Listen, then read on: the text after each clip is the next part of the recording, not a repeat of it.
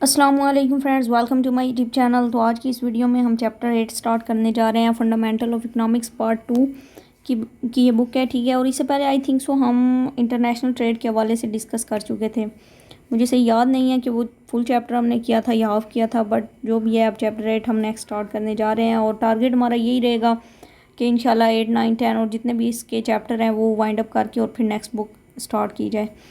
So anyway काफ़ी लंबे अरसे के बाद अगेन अब वीडियो स्टार्ट करते हैं।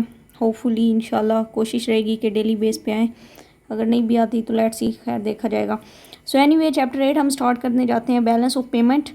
Financial account of foreign trade of a country is called balance of payment. ठीक है, कि बेसिकली एक कंट्री के अंदर जितनी भी फॉरेन ट्रेड के हवाले से या जितनी भी फाइनेंशियल ट्रांजैक्शन हो रही होती है उसको हम बैलेंस ऑफ पेमेंट कहते हैं। ठीक है, समटाइम आप न्यूज़ में सुनते हैं तो अक्सर बैलेंस ऑफ पेमेंट का नाम मतलब लिया जाता है कि बैलेंस ऑफ पेमेंट बैलेंस है, डेफिसिट में जा रही है, अनबैलेंस्ड है। ठीक है, in international trade two types of transaction take place. On the one side good and services are exported and foreign exchange is earned.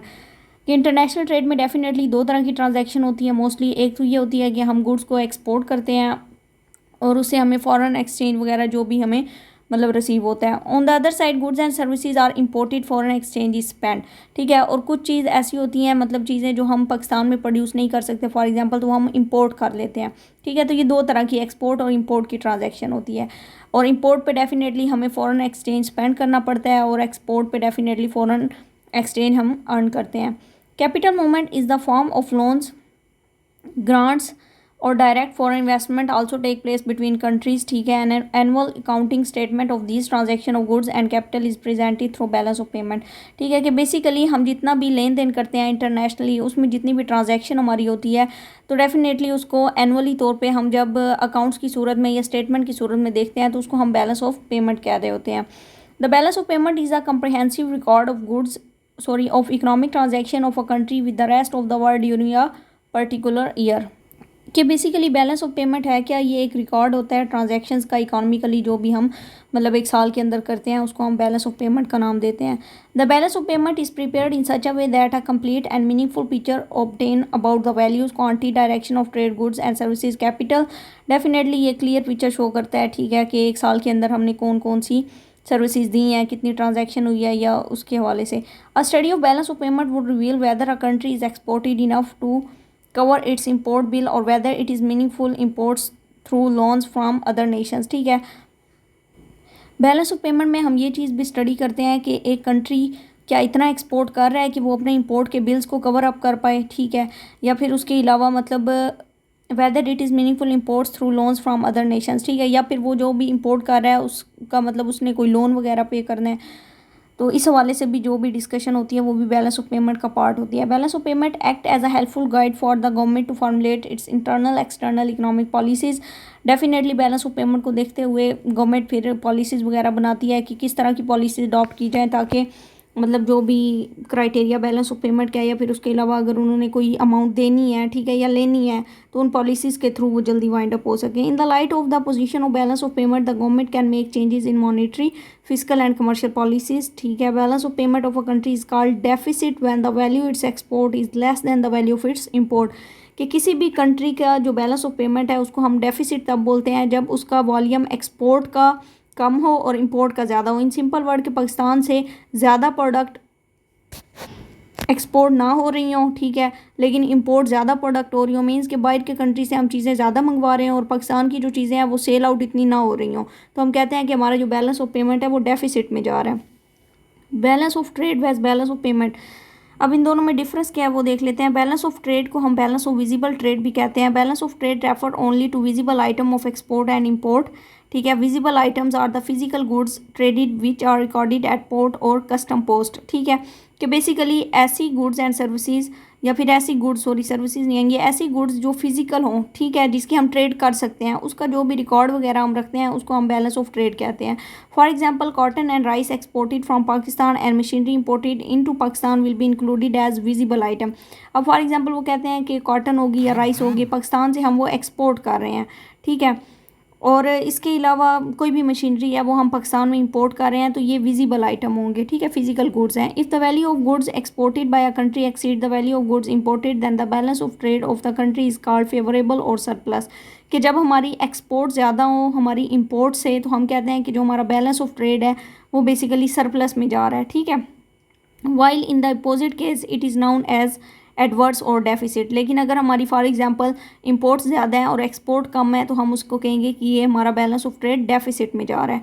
However to assess a country overall international economy position it is not the balance of trade but the balance of payment which needs more attention. Okay, ये एक example दी गई है, ठीक है, कि balance of trade हम निकालते कहते हैं एक्सपोर्ट में से इंपोर्ट माइनस करेंगे तो डेफिनेटली हमारा बैलेंस ऑफ ट्रेड निकल आएगा। उसके बाद बैलेंस ऑफ पेमेंट की बात कर ली जाए तो balance of payment is a wider term than balance of trade.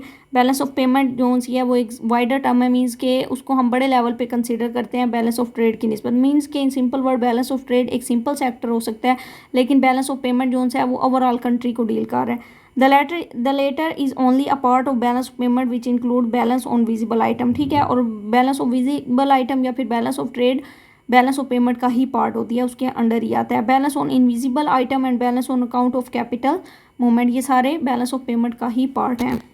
इसके बाद यहाँ पर देखिए बैलेंस ऑफ पेमेंट का फार्मूला उन्होंने बता दिया। Balance of payment is equal to balance of visible item जिसको हम बैलेंस ऑफ ट्रेड भी बोलते हैं plus balance of invisible item, ठीक है। ये बैलेंस ऑफ पेमेंट का फार्मूला है। उसके बाद 3 पार्ट्स हैं बैलेंस ऑफ पेमेंट के। पहला current account, second capital account, third official statement account, ठीक है, जिसको मॉनेटरी अकाउंट भी कहते हैं। करंट अकाउंट की अगर हम बात करें तो balance on current account relates only to current transaction of goods and services. Current account के अंदर जितनी भी अमाउंट पड़ी होगी वो basically current goods and services की ट्रांजैक्शन के लिए यूज़ होगी। ये नहीं है कि हमने पिछले साल कोई चीज़ ली थी तो करंट अकाउंट में से पैसे उठा के हम उसकी पेमेंट कर दें। करंट अकाउंट के अंदर जितनी भी अमाउंट होगी या जितना भी बैलेंस होगा उसको हम करंट गुड्स एंड सर्विसेज की ट्रांजैक्शन के लिए ही यूज़ करेंगे। It include trade balance of visible export import as well as the services, ठीक है। इनविजिबल आइटम वो होते हैं जो सर्विसेज वगैरह हो सकती हैं, ठीक है। तो वो कहते हैं इसमें ये दोनों इंक्लूड हैं। The balance of payment on current account is set to balance when total of credit item just equal to total of debit item. In simple word वही बात होगी कि जब एक्सपोर्ट इक्वल टू इंपोर्ट हो जाएंगी तो हम कहेंगे कि हमारा बैलेंस ऑफ पेमेंट जो है वो बैलेंस है, ठीक है, is set to be balance. वो अनबैलेंस कब होगा? जब हमारी एक्सपोर्ट ज़्यादा हो जाएंगी, ठीक है, सॉरी एक्सपोर्ट कम हो जाएंगी इंपोर्ट ज़्यादा हो जाएंगी तो वो अनबैलेंस हो जाएगा, डेफिसिट में चला जाएगा। ओके जी। और सरप्लस का भी आपको पता है कि जब हमारी एक्सपोर्ट्स ज़्यादा होंगी इंपोर्ट्स कम होंगी तो वो सरप्लस का पार्ट होगा।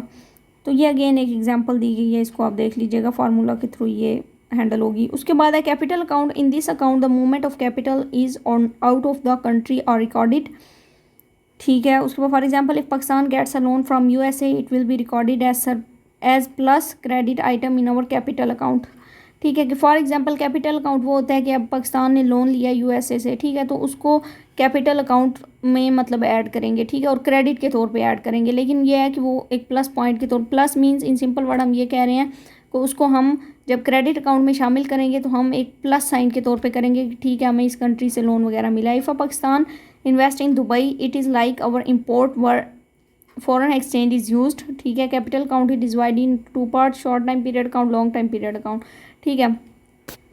अब वो कहते हैं कि फॉर एग्जांपल अगर हमने दुबई में इन्वेस्ट किया, ठीक है, मींस कि हमने जो इंपोर्ट किया था उसको हम अब फॉरेन एक्सचेंज में यूज़ कर रहे हैं। और कैपिटल अकाउंट में उसने फर्दर बता दिया कि 2 पार्ट्स होते हैं हमारे, एक शॉर्ट टाइम पीरियड होता है और एक लॉन्ग टाइम पीरियड होता है। उसके बाद ये बैलेंस ऑफ पेमेंट एक कंट्री का जस्ट उन्होंने trade services balance, income account balance, ठीक है, कैपिटल अकाउंट, फाइनेंशियल अकाउंट, ये एक बैलेंस शीट के तौर पे आप कह सकते हैं कि उन्होंने शो किया कि इस तरह हम उसको रिकॉर्ड रखते हैं। उसके बाद इसमें कोई ख़ास नहीं है। देन हमारे पास नेक्स्ट आता है visible and invisible item in balance of payment. Visible item हम ऑलरेडी बात कर चुके थे, ठीक है, कि वो आइटम जो फिजिकल होते हैं, बट चल देख लेते हैं यहाँ पे इसको। These consist of various kind of goods import in normal routine by private sector and by the government, ठीक है। These item are recording at a point of entry और एग्जिट इन द कंट्री, ठीक है। Definitely जब भी कोई चीज़ market के अंदर आती है, ठीक है, ये यहाँ से पाकिस्तान से बाहर जाती है तो पोर्ट्स वगैरह पे, सी पोर्ट हो सकती हैं, बॉर्डर्स हो सकते हैं, वहाँ पे हम उनका रिकॉर्ड रखते हैं। All physical goods coming and get going from Karachi port, airport of Karachi, Lahore, Islamabad, border post of Wagah, ठीक है। तो हम ये उन्होंने मेन जगह बता दी है जहाँ से हमारी एक्सपोर्ट इंपोर्ट होती हैं। और विजिबल एक्सपोर्ट कंसिस्ट ऑफ, अब विजिबल एक्सपोर्ट में वो क्या कह रहे हैं, हमने ऑलरेडी बात की थी फिजिकल गुड्स जिसमें राइस आ जाता है, गारमेंट्स, क्लॉथ्स, कारपेट्स वगैरह आ जाते हैं। और visible imports are petroleum, machinery वगैरह भी हो सकती है, ठीक है। और total value visible export minus visible imports is shown as visible balance और ट्रेड बैलेंस, ठीक है। कि विजिबल एक्सपोर्ट को जब हम विजिबल इंपोर्ट्स में से माइनस कर देते हैं तो जो भी अमाउंट बचती है वो हमारी विजिबल बैलेंस या ट्रेड बैलेंस कहलाता है। उसके बाद इनविजिबल आइटम जिसमें सर्विसेज आ जाती हैं, ठीक है, which involve payment receipt of foreign exchange, ठीक है। उसके बाद in case of invisible export and imports there is no movement of goods, इसमें कोई गुड्स की मूवमेंट नहीं होती, only change in foreign exchange account at the central bank, सिर्फ हम कैश के बारे में जो भी एक्सचेंज वगैरह करते हैं उसको हम इसमें इंक्लूड करते हैं। अब ज़ाहिर बात है, स्टार्ट में शायद आपको याद हो हमने एक दफ़ा स्टडी किया था कि सर्विसेज वो होती हैं जो मतलब नज़र नहीं आती, ठीक है। इन सिंपल वर्ड जैसे एक डॉक्टर एक मतलब पेशेंट को चेक करता है तो वो भी एक सर्विस है। तो गुड्स एंड सर्विसेज में ये थोड़ा सा डिफरेंस है। The imported invisible item requires use of foreign exchange, ठीक है। इसको अब हम फर्दर देख लेते हैं कि फॉरेन एक्सचेंज में क्या क्या आता है। ओके जी, इसमें सबसे पहले हमारे पास आता है insurance charges paid by importers and exporter to insurance companies and bank. ये ऐसी अमाउंट होती है जो इंपोर्ट्स करने वाले या एक्सपोर्ट करने वाले स्पेसिफिक कंपनीज़ को या बैंक्स को प्रोवाइड करते हैं, ठीक है। उसके बाद travel and education abroad need foreign exchange. ज़ाहिर बात है, जब आप किसी कंट्री में ट्रैवल करने के लिए जाते हैं या फिर एजुकेशन के लिए जाते हैं तो वहाँ की करेंसी आपको ज़रूरत होती है, तो आप फ़ॉरेन एक्सचेंज तब करते हैं। उसके बाद ट्रांसपोर्ट एक्सपेंस, वहाँ पर आपको ट्रांसपोर्ट के जो भी एक्सपेंस करने होते हैं उसके लिए भी आपको ज़रूरत होती है। इसके अलावा financial services, interest and investment income, if people of a country invest abroad they earn interest which is inflow of money. ज़ाहिर बात है, अगर पाकिस्तान के कुछ लोग बाहर इन्वेस्ट करते हैं तो उनको उस पर जो भी अमाउंट मिलती है या इंटरेस्ट मिलता है उसको हम कहते हैं कि पाकिस्तान में इनफ्लो हो रहा है मनी का। आउटफ्लो होता है पाकिस्तान से मनी का बाहर जाना, inflow of money in Pakistan होता है पाकिस्तान में मनी का आना। ग्रांट्स और aid, many countries either receive grant and aid और they give aid to other countries. ज़ाहिर बात है, मतलब पाकिस्तान में या कोई किसी भी जगह पे जब सैलाब वगैरह की सूरत हाल होती है तो दूसरे कंट्रीज़ पाकिस्तान की हेल्प आउट करते हैं, तो ये उस सेंस में कह रहे हैं। Diplomatic mission and embassies abroad spend foreign exchange their expense are include in the balance of payment, ठीक है।